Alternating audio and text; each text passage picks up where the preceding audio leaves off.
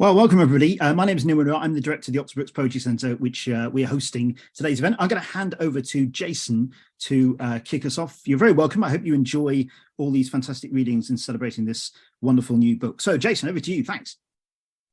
Okay, thank you so much, Neil. Thank you so much, the Oxford Brookes University and the Poetry Centre. It's my great pleasure to be back on Zoom, and a warm welcome to all of you from wherever you are around the world. I'm kind of replacing Jenny, although I know Jenny is in this Zoom space. She's actually hiding beside Neil. So Jenny, if at any point you want to chip in with comments or anything about the anthology, please feel free to do so. We have about 1 hour and we have a fantastic lineup. So I don't want to take too much time talking to you about, the onerous process through which Jennifer, Tim, and myself compiled this anthology. But I just want to say, first of all, that it's ready. It's done. We have spent many hours in the past week going through every single piece of punctuation and stylistic error that we found in the anthology, and we hope that it will be out in the world very soon. I know that Jennifer will echo this idea that, we're so proud of the not just the book itself, but also the contributions that have been made by you guys, those of you who are tuning in, those of you who are reading tonight, and also our great many sponsors and patrons, including some of the artists who have graced many of the different sections, the kind of introductions to the sections with their fantastic artwork. We have a kind of lineup. I'm supposed to read second in this list, so I might have to co-opt someone to introduce me because it would sound a bit strange introducing myself. But I think we can begin. And as Neil has mentioned, we may have time for a little bit of a discussion or Q&A after, but we do hope to finish around about 9 p.m. Hong Kong time, or if you're in the UK, finish at 2 p.m. Okay, so we shall begin. And our first reader will be Sophie. So Sophie is a freelance writer and educator, and she's a generally vibing polyglot of Hakka heritage based in the UK. She writes various non-fiction bits and bobs and is currently working on a book that centers life in Hong Kong, for which she recently completed a residency with both the project. Sophie also facilitates workshops in and out with schools alongside her work as a languages tutor. In her free time, she enjoys hanging out with her dogs, Donut and Tiny, and solo traveling with her film camera in hand. So it's a very envious existence that Sophie's living. Before I pass over to Sophie, I just want to say we do have a discount code for those of you who want to pre-order your anthology, and we'll be putting that in the chat function in just a bit. But in the meantime, it's my great pleasure to welcome Sophie to the Zoom space. Can we please all give her a warm round of applause? Hello. So yeah, I generally just vibe. I'm about to finish, right now I'm mainly tutoring and I'm about to finish the school year. So I'm probably going to take 4 months off and just write and travel and do this. Yeah, so the first poem I'm going to read is called Abridged, and it actually came out of a writing, sort of a series of writing workshops that I did with Apples and Snakes. And it was like a little development program, and this is the one that has gone into the anthology. So yeah, Abridged. Worth more than daughters, pigs are saved first in fire and flood, quick, over the threshold. Our golden house rule, remember your place. Little girls lug rice across the border, destined for mothers in paddy fields. Sing a red song, pay respect to the chairman. Not all respect needs to be earned, but all keep does. Beneath a bridge, a baby cries, mother-in-law, saviour, executioner. Taught never to cry when faced with hard labour, she bears 6 children for her brother. 1 generation away, red digits rise up, her daughter catches the taxi driver's eye. Driven from new territories to old, small island to great, white surrender lies in both flags. Cows are sold, driven from their homes, too fragile to shoulder rice. Daughters are yoked, worth their weight in gold. pigs are nourished for a destiny of slaughter. Moi Dieu, je me suis rendu compte que l'amour pour nous tout faux. Destin en vue, place déjà connue, golden rule defined by you. Sing, 東方紅，太陽升 respect 毛澤東明明。婆婆唔明這些話 habla historia insert haka. Por ahora de la vida redactada. Muy chu, 97到了 cycle rompu, we start anew. So yeah, so I do a lot of writing that's mixed languages, which is fun as a little sort of, I don't know, brain exercise. It's fun for creativeness. But the downside of that living in the UK is that loads of competitions and submissions only let you do English language only poetry. So sometimes it does feel like there's nowhere for these poems to go. So it's really nice when I get the opportunity to read. But yeah, the next one is called Dermatologists. I'm a bit of a classics nerd. I did Latin all the way through high school. I was actually going to go to uni and study Latin. And then after my first year, I realized that it was actually just so dry at uni and I couldn't do it. But quite a lot of my poetry does sometimes include references to sort of classical myth and stuff. So yeah. If Cerberus were a crocodile, he would be blessed to have my skin. Hades would heap undying praise upon it, wish Persephone would wear a pomegranate cloak like mine, but I live in shoemakers' fantasies, all scaly, all red. Little girls' night terrors, all scaly, all red. I scratch myself bloody, inferno breathing through my pores. The river Styx separates living from dead. Only I reunite them once more. Wake up, gulp down guilt with a glass of water. My throat constricts around its guttural G. Yearn to keep it down, it yearns to resurface. I hiss as it rests on my tongue. Shame is the taste of umami. Swathe myself in bandages, colour of an angel's skin. If heaven can only be seen from earth, all our opinions are tainted. Dream paradise for your children, find Eden lain with traps. The snake is a snake no more, she is a demon. Flickering tongue turns to flickering eyes, turns to flickering flame, heating the branding iron. Find filial piety seared across my chest, characters sink through my skin.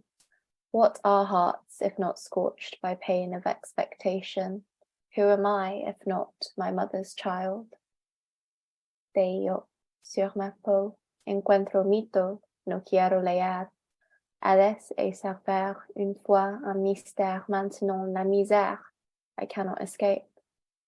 找路走，但一條都沒有。Me quemo en sombra, reckon que escucha. Mañana está eterna prospa, abandonada para siempre. Hey Chong, weighted down by wrongs, puvadu, probuo vinu. Juste vu mes erreurs restent sur ma langue. Tong, rêvons, songe sublime des colons, paradis fondé sur des mensonges. So for a really long time, when I was like submitting to presses and submitting to comps and doing whatever writing, I always felt like I had to write about being Chinese or write about that experience. And then as I started to sort of get more known for multilingual sort of writing, I then felt like I had to do that, and that was like my USP. And so recently I was invited to do a recording for Apples and Snakes Black Box, and I was like, why don't I just write something that's completely in English, nothing to do with identity? And so then I ended up writing this, which is called Skeletons and Feathers. So when I was doing my residency with Body Project, I was on the Isle of Egg, and I did a random weaving course where I was weaving willow, and I made a little serving platter. And so I then started getting really interested by willow weaving and the sort of whole history of that. So this is sort of based on that. 1,500 years ago, history buried her basket. bade goodbye to skeletons and feathers. My eyes kiss replicas of every man I meet, behind misted glass just skeletons and feathers. Seabirds straddle the backs of minky whales, ululating eulogies of the ocean floor. I dipped my hands in icy spume, my ring finger caught in a salmon's mouth, made a promise I cannot recall. I swapped driftwood for willow, open ocean for pipes, learned to drown a forest in an old bathtub. I stitch a robin together, straighten each ray kiss, heart thrums under my thumb. Life sparks back into Stygian eyes, flight ruffles his barbs, our pulses become one. I rip out the spine of a fish with those same hands, ribs and rays, silver splinters. Eyes glaze over, scales lose their shine, death dies, the whirls of my fingers. I let out one breath, pick peat from under my nails, stroke my reflection, just skeletons and feathers. History takes my place, gently wipes away all my fingerprints and exhales. I then did another little exercise where I was trying to write from different points of view, and I ended up writing a whole little collection that will maybe someday see the light of day, written from the point of view of different inanimate objects. And so this one is about rice. So yeah. Never yours to hold in my rawest form, I trickle through splayed fingers. Grain, follow grain, all packed away in white homes bound by red thread. Dare to imagine fields never awash, not being drained, my life for yours. Dare to imagine softly slip away, fall again to be reborn. Here I am heaped, tender between your teeth, plain, forced aside. Basic plan, never my plan. Récolté au kilogramme, sans âme. September, mechtayu au masse. Octobre, massacre en masse. Délicat, dompté, mes lacs sont dans noués, hagards d'ancêtres sanglotés. And I'll just end with this nice one. I started writing recently from a place of like more happiness and joy, because I felt like so many of my poems were just like really sad. About my dad. So yeah, my dad knows. Fish stomach more than fillet, broccoli stems more than florets, bitter lingers longer than sweet. So he breaks down chicken thighs, gifts tender meat to our dogs, tosses bones into his soup. Coins, strings, myriads, memories line our dinner table. I unearth east, my dad plucks it from the pool. His tiles and laughter spill over tender stems and tender hearts. Yeah, thank you. Hey, that was wonderful. Can we all give Sophie another round of applause? That's incredible, the fact that you can switch effortlessly from one language to another. For readers of the anthology, I have to kind of warn you, if you're going to read some of the poems, you may need to bring a dictionary with you, because we have really embraced this idea of polyglossia, the idea of how, you know, when we talk about Hong Kong, we talk about Hong Kong people, place, community, we're engaging not just purely with the English language, you're also thinking about different inflections in Cantonese, in Mandarin, with many of the languages that are emerging from Hong Kong today. So thank you so much for that.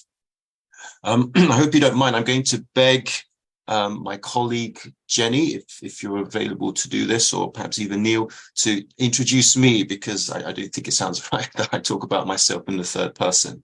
But I will go next with the following poem. I'm very happy to introduce you, Jason. No problem. So it's fantastic to have such a wonderful selection of poets. I wanted to say as well here today. So thank you so much for coming, and thanks everybody for joining us today as well. I'm going to put again some stuff in the chat about the book, so please feel free to track it down. And as Jason said, there's a discount code which you should try and use, and it can obviously be shipped in the UK and also anywhere else around the world. So do take advantage of that discount code. So it's great to introduce Jason. Jason Eng Hun Lee is a poet and academic of mixed British and Malaysian Chinese ancestry, whose research and practice fields encompass global Anglophone literatures, post-colonial and diasporic Asian writing, and global Shakespeare's. His debut poetry collection, Beds in the East, was a finalist for the HKU Poetry Prize in 2010 and the Melita Hume Poetry Prize in 2012. His poetry reviews and articles have been published in Wasafiri, Stand, Under the Radar, Acumen, Char, an Asian Literary Journal, Quarterly Literary Review Singapore, and Oxford Poetry. He is a literary editor for Post-Colonial Text and chief curator for Out Loud HK, Hong Kong's longest-running poetry collective. He's a lecturer in English and comparative literature at Hong Kong Baptist University. So, Jason, thank you very much. Over to you. Back to me again. Wow. So I'll very humbly sit here before you as just one of the contributors. And I'm very happy to be a part of this with my fellow editors who both also put a poem in. So I'll be reading this poem called Cycling to Daimedok. If we can put it up on the screen, that'll be great. Is it possible?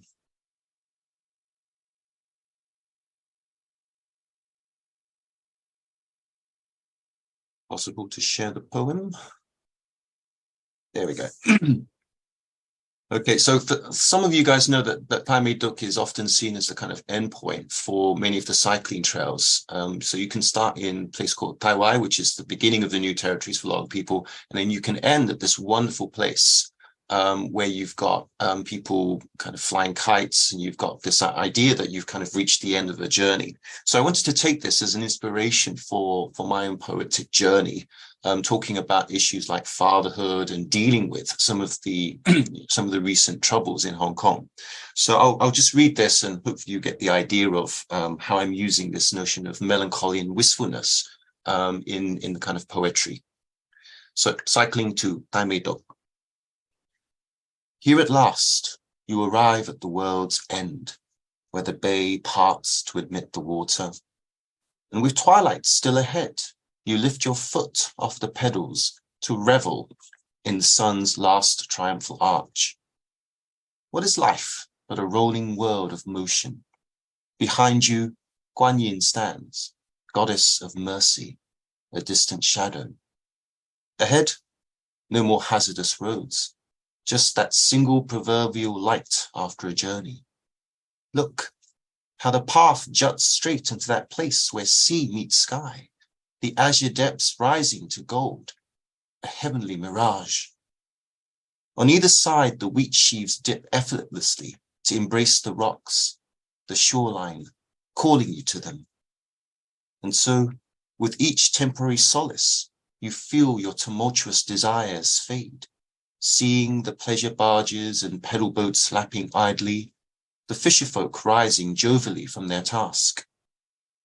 Affectionate couples wander arm in arm still, an early glint of spring in their eyes, perhaps, or the promise of your own self, awakened once more, like a kite that pulls you off your habitual feet into air. You stare out at that wistful landscape, recalling all that you've given up, what you'll give up still. And just as you turn back home, so another boy, one like you, puts his small legs to the wheel to race out of you, out of your sight, back towards the horizon, to where you first began. Thank you very much, guys. It's a bit weird, isn't it? I go straight after I've read my poem. So can I give myself a round of applause? Yay. Wonderful. Okay, so again, just to talk about the anthology, we opted to kind of put it into 7 sections for a variety of reasons. And just to give you an idea that if you were to read the anthology just as a single volume from beginning to end, you should go through some kind of emotional journey. And that's really what we wanted to do, to end the anthology with the notion of home, but also to begin with it. So the anthology starts and ends with this idea of Hong Kong being the kind of primary mise en scene. Okay, so let's move on to our next reader. And it's my great pleasure to welcome Jerrold Yam. Jerrold Yam. I can find it, hang on. Jerrold Yam is a Singaporean lawyer based in London, but who also lived in Hong Kong for a while. He is the author of 3 poetry collections: Intruder by Ethos Books, Scattered Vertebrae, Math Paper Press, and Chasing Curtain Suns, also Math Paper Press. His poems have appeared in Ambit, Oxford Poetry, Prairie Schooner, The Straits Times, and Time Out magazine. Say hi on Instagram at yam.ambiguity. Okay, Jerrold.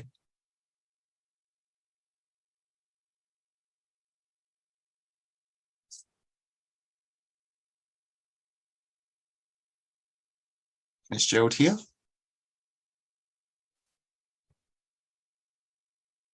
Hi, everyone. Can you hear me? Hi, Jerrold. Yep, we can hear you. Sorry, I'm struggling to open. Yeah, I'm struggling to maybe get the permission to share my video. Apologies for that. I'm not sure whether that can be tweaked at your end. But if not, I'm happy to sort of, it's probably best that I remain invisible for everyone's eyes. International man of mystery. Exactly. So yeah, no, that's fine. If the video doesn't work, that's all good. But yeah, I'm just very happy to be, part of this sort of lineup of poets. And I also wanted to express my gratitude to Verve, as well as Oxford Brookes and the 3 editors for, your time, energy, and commitment. It's clear that, it's a mammoth task and it's such a beautiful anthology. So, thank you so much for bringing this into to fruition, and for including one of my poems as well. So this poem, entitled Permission, is set in Hong Kong, and it's about how a demonstrative act of emotional proximity could also be a political act. And yeah, so this poem is Permission. Hate to be stereotypical, but how little it takes to direct attention to ourselves. First, willingness. Selecting a pamphlet-infested alley to brush shoulders, hold hands, then doing so. Committing even when the cuff of my denim jacket chafes your wrist. Pavements pressed thinly against the grey lattice work of shop houses, like a last resort. Long enough for them to step out from behind the fluorescent signboards of guesswork. Yep, Galo, they're together.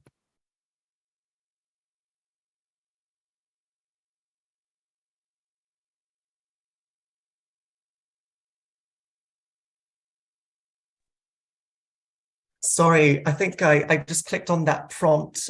Thank you so much to the team for sort of adding me as panelist. So hopefully my video is on now. Hey, we can see you. Oh, amazing. Hi, everyone. So always feel strange coming out of oblivion. I much prefer being invisible, but you'll have to bear with me this time. So yeah, I'll just pick up where I left off. So long enough for them to step out from behind the fluorescent signboards of guesswork. Yep, Galo, they're together. Nod to them briefly, then watch sunlight flood corridors in their eyes. So yeah, it's just sort of, an isolated experience set in Hong Kong. And even though it's, geographically isolated in the poem, I guess I just wanted to make it clear that, this predicament is unfortunately not capable of geographical isolation. It still happens in the UK. So, because sometimes, when you meet people, you think, oh, the West doesn't have that sort of, that set of circumstances, but that's just not the case, unfortunately. And so this poem is really about navigating the, I guess, external pressures.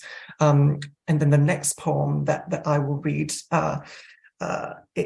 turns the focus to a more internal one. It's an interrogation of the areas of tension, but also of reconciliation between sexuality and religion, as a Christian myself.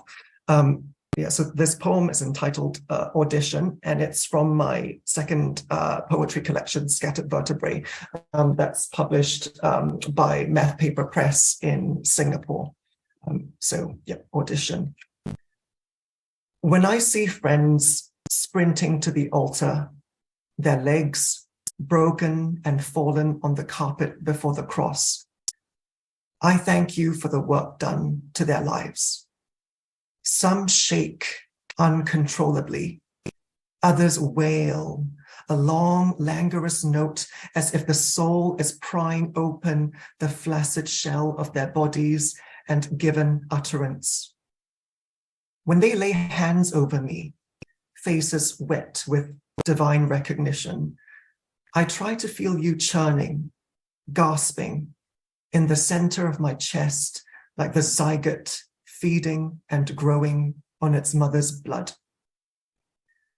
Are there people unaccounted by your grandiose universe plans, left out and put away at the spark of creation?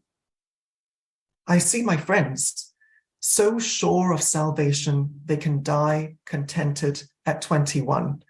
How valiantly your call is answered, how fiercely they claimed places at your table. I will or will not know why you made me this way. I take my place in pews of austere wood, a stranger let in on charity, left to do the dirty work. Thank you so much once again for having me in this event. And thanks again to all of the editors. I know there's so much work that's gone into this, so I appreciate all of your time. I'm so glad to be a part of this lineup. Thanks so much. Okay, thank you so much, Jerrold. And can we once again give him a wonderful round of applause? That was wonderful. The interesting thing about when Jenny, Tim, and I, we compiled this anthology is we wanted to try and really go for this notion of inclusivity. So we didn't necessarily look directly for particular kinds of poems that would talk about many of the issues that are relevant to Hong Kong and the diasporic community, but many of them came to us, and we're very happy to find ways to put them in the volume in certain, in a certain order. So hopefully when you guys read the anthology, you also feel that there's a kind of generosity with the voices, and there's this desire to really include as many divergent and diverse voices as we can find. Our next reader is my wonderful fellow co-editor, Tim, who I'm so happy to have, not only, edit the works with, but also to kind of see how she has developed as a wonderful poet in her own right. So Tim, I will embarrass you just a little bit longer. Tim is a poet and teacher from Hong Kong, who's currently based between Edinburgh and London. Her pamphlet, Tapping at Glass, is out with Verve in 2023, and her poems have been published or anthologized in Poetry, The Rialto, Ambit, Cicada, Our Time's a Garden, and elsewhere. She's spoken at transnational literary panels across the Asia-Pacific region, the US, and the UK, and her latest appearances include the Stanza Poetry Festival, Hidden Door Festival, Loop, BBC Scotland. Named one of the 7 female poets to know in Hong Kong by Tatler Asia, she is also a William Hunter Sharp Memorial Scholarship awardee, a W. Rice Fellow, Roddy Lumsden Memorial Mentorships mentee, and a member of the South Bank Centre New Poets Collective. Can we give an extremely warm welcome to the wonderful Tim Cheng? Thank you so much. I don't know what to say, really. Jason and Jenny taught me before, so I don't know why I got to work on the anthology with them. And I wish I wrote every single poem that we have in the anthology. So thank you so much for being here. I'm going to read this sonnet. It's a list of things that my granny told me. So she experienced Cultural Revolution before she moved to Hong Kong. These days, she watches quite a lot of nationalistic TV dramas that are produced in China. And I thought it's really fun the way she mixes her biography with the TV scripts.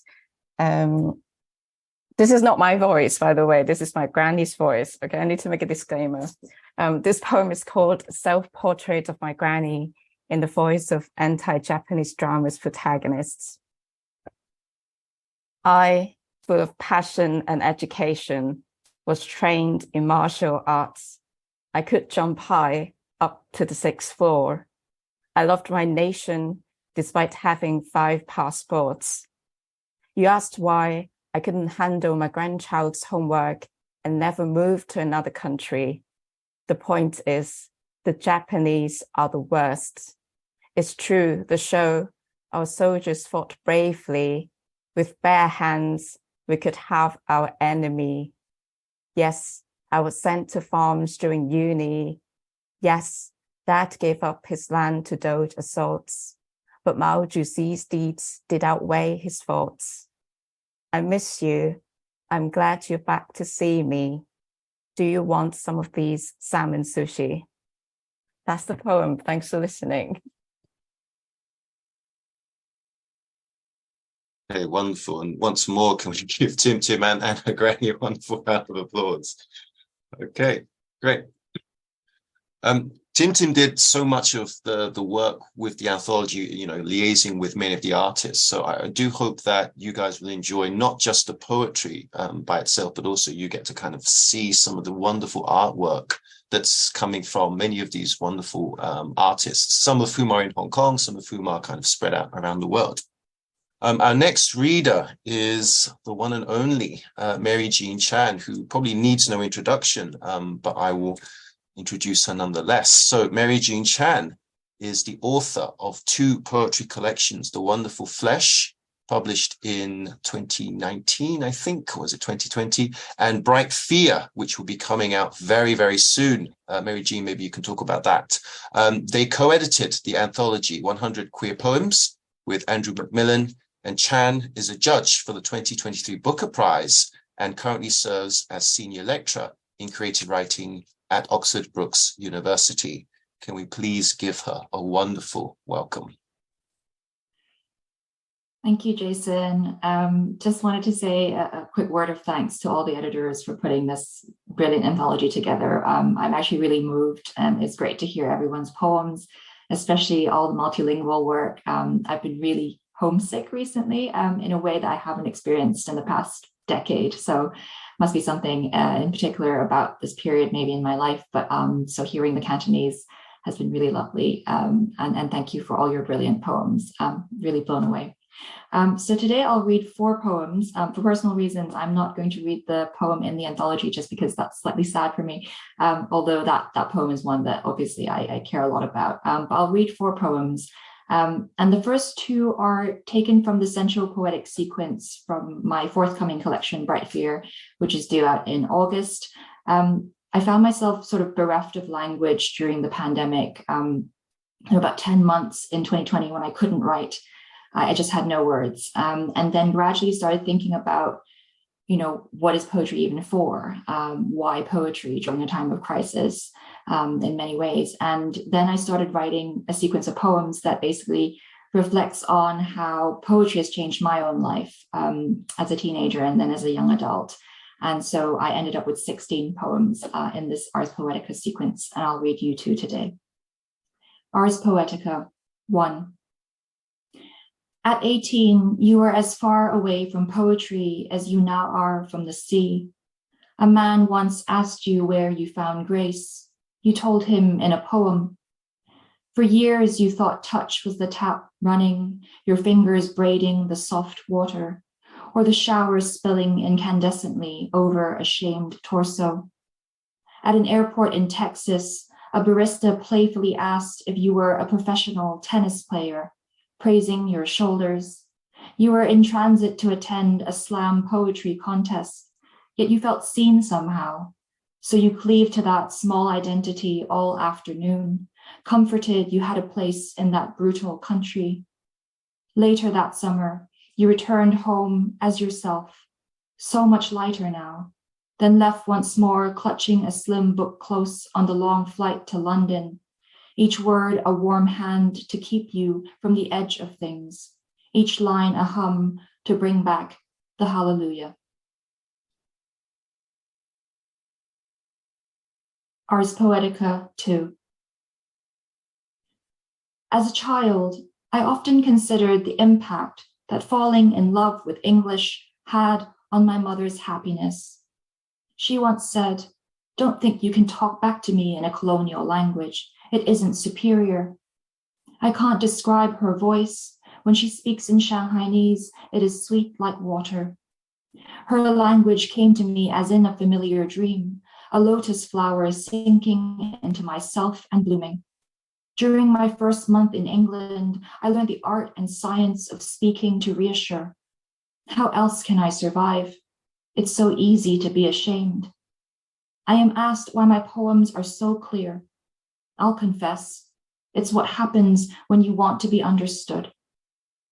10 years ago, I found myself in Nice and learnt to dream in French, my mother's first foreign tongue. That summer, the sea was also my mother.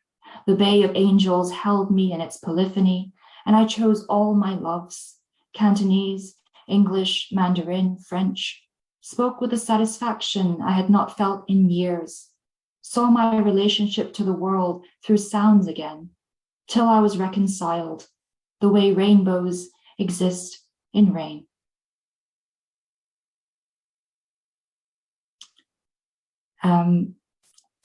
I'll read two more poems, and actually these two come at the end of my next collection. I think they're sort of my happiest poems, so I wanted to maybe read them today. And this one's called Out. Can I be myself now? I asked my parents in a dream. There is a long silence that lasts for years, punctuated by half-finished sentences. This is how it is with family. One day, my mother said to me on the phone, "We are one body, you know that, right?" She meant me, my father, and her. To disagree was to admit to my desire for cruelty, this severance that has allowed me to chisel a way out. Yesterday, as we spoke, my parents looked at me and simply said, "Yes." "Yes?" I asked. "Yes," they replied. "We love you." The sentence was complete, no longer half finished. The months ahead of me are wide open. And I will end with this final poem, partly inspired by Seamus Heaney's Postscript, for those of you who might know that poem. Postscript. In the penultimate scene where mother and child are listening to one another, speak in spite of everything, the way an orchestra might play on bravely, even when the audience claps before its time, you will want to stay a while in subtropical winter heat. As sunlight blazes through the fog of memory, you begin to wonder if the origin story can at last be transfigured into the version redacted through the centuries, the one in which the garden comes alive, a queer child's vision of paradise, where the trees are free to bear their multitudinous light. Thank you.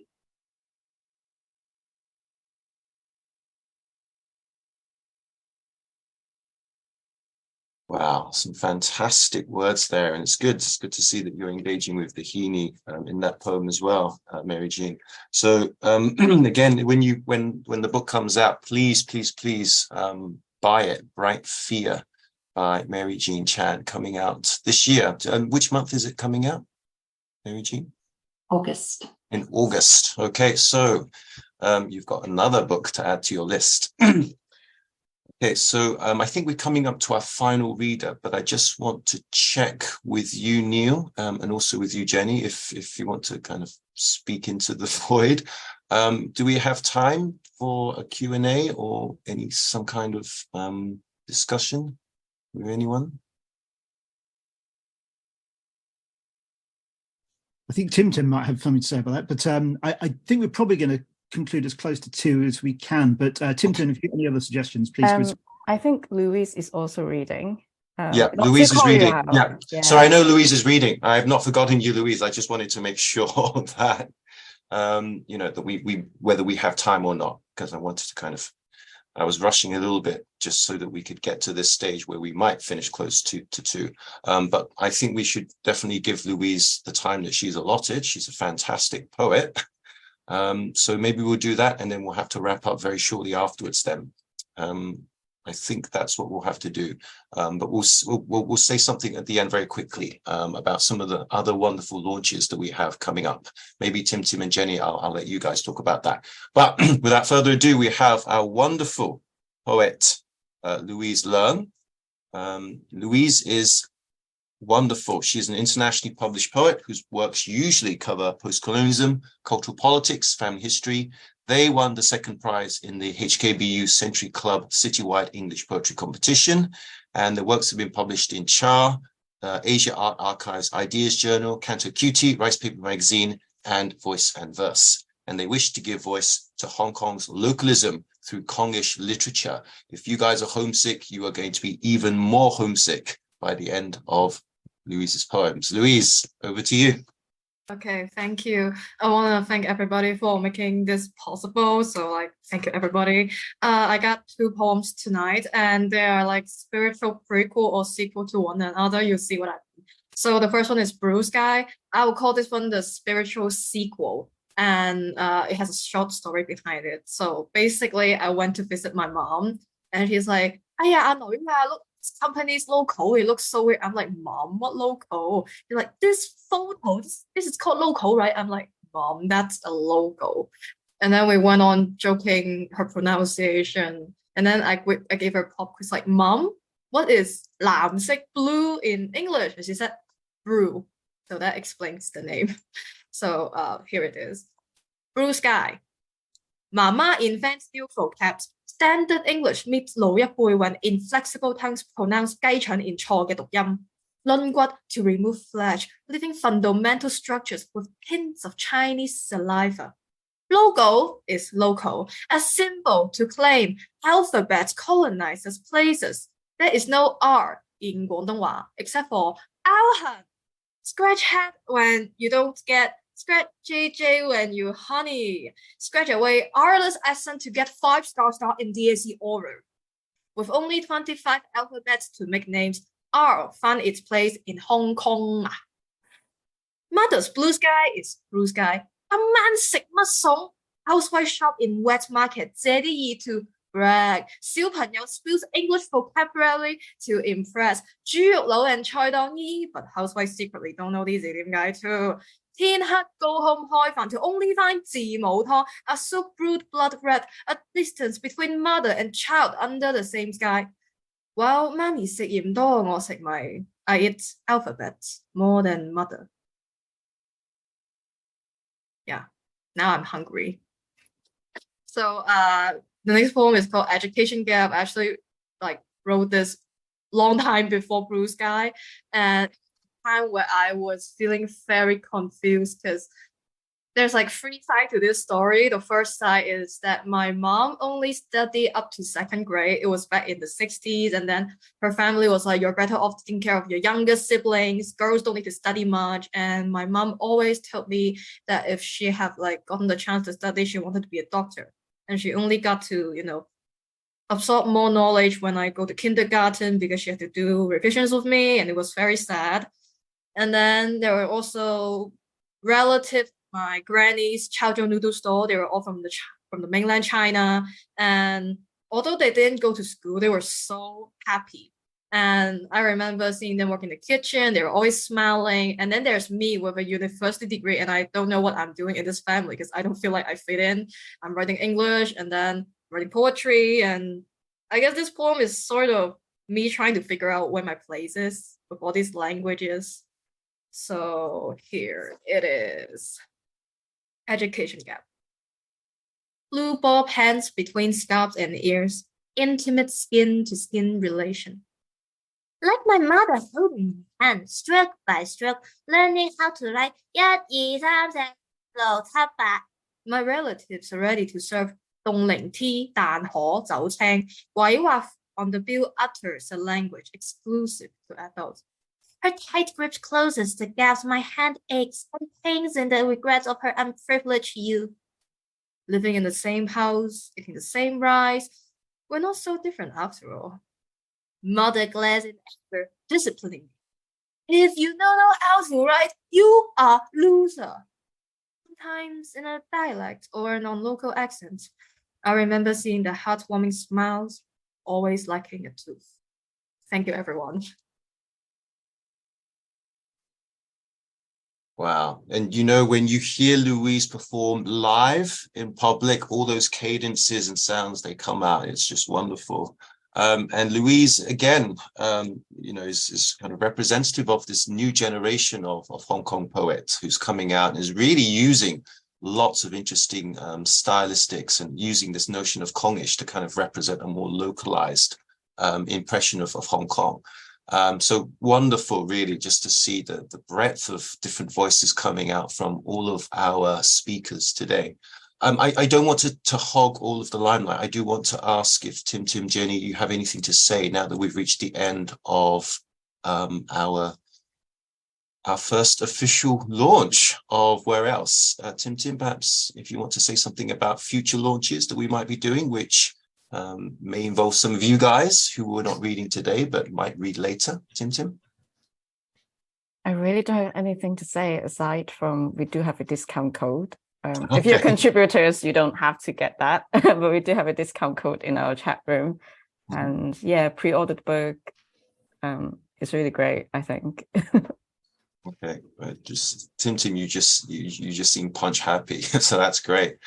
Thank you, Jason, for introducing the poets today, and thanks Oxford Brookes Poetry Centre for hosting us and for giving us this space to celebrate the arrival of the anthology.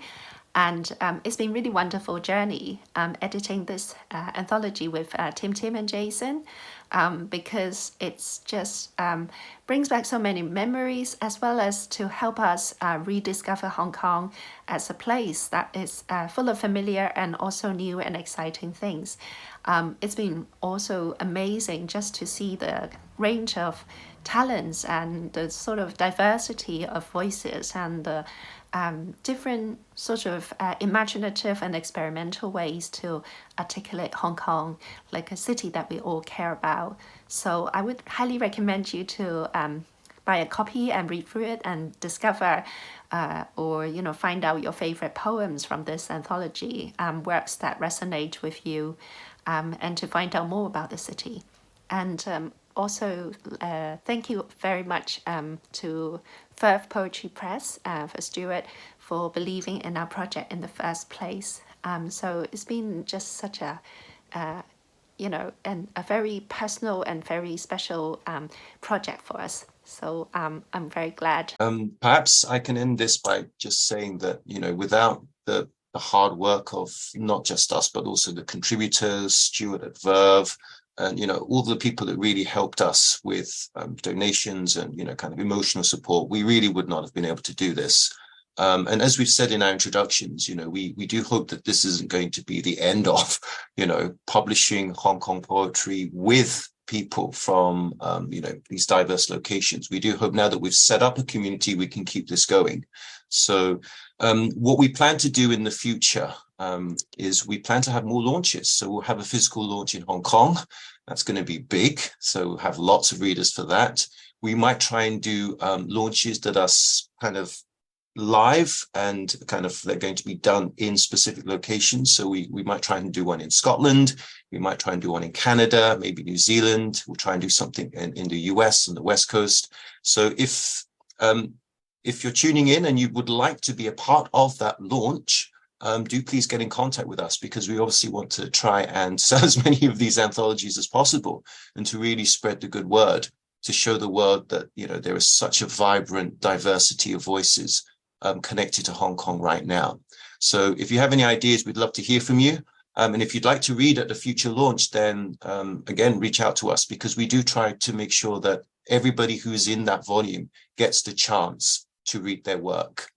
Okay, so stay tuned. We are trying to do a lot of different things over the summer months. So we will do events in the UK, we'll do events in Hong Kong, and we'll try and do events around the world.